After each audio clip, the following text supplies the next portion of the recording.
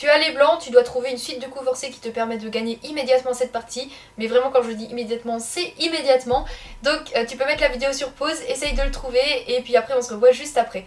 Donc pour commencer, la première chose à faire vraiment quand vous êtes dans une position comme ça, c'est il faut compter le matériel et faire tout simplement le bilan matériel parce que ça peut donner des indices pour la tactique. Si par exemple vous êtes complètement gagnant, bah c'est probablement pas un gain de matériel, encore un gain de matériel qui vous permettra de trouver cette tactique, mais plutôt en maths en général parce que si vous avez déjà beaucoup de matériel en plus, c'est quand même peu probable de devoir trouver encore un gain de matériel, c'est plus en maths en général. Mais là c'est pas vraiment le cas, là le bilan matériel ne nous donne pas énormément d'indices non plus parce qu'on voit qu'avec les noirs, donc il y a 5 pions.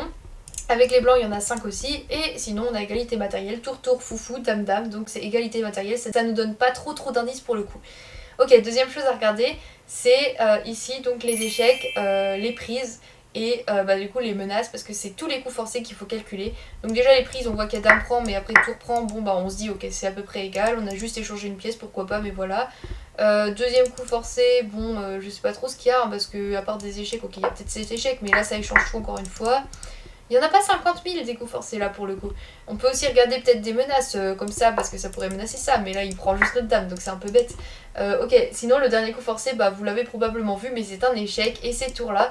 Et en fait après tour là il a qu'un seul coup, mais par contre faut pas s'arrêter après prise. Faut pas que vous vous arrêtiez en vous disant mais il y a prise, du coup ça marche pas. Non, faut pas s'arrêter là, faut regarder jusqu'au bout. Et là si vous regardez jusqu'au bout, vous voyez qu'il y a dame F6, échec et mat, parce que ici le roi est complètement bloqué.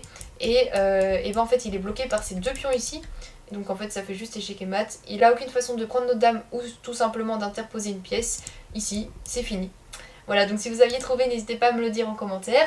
Et pour les autres, ça sera la prochaine fois bien sûr. Faut en faire le plus possible pour assimiler le plus possible vos patterns. Et sinon, eh bien, pour ceux qui sont intéressés, je propose des cours d'échecs et aussi des analyses de parties personnalisées. Donc soit vous pouvez regarder dans ma bio, soit vous m'envoyez un message sur TikTok. Voilà, à bientôt.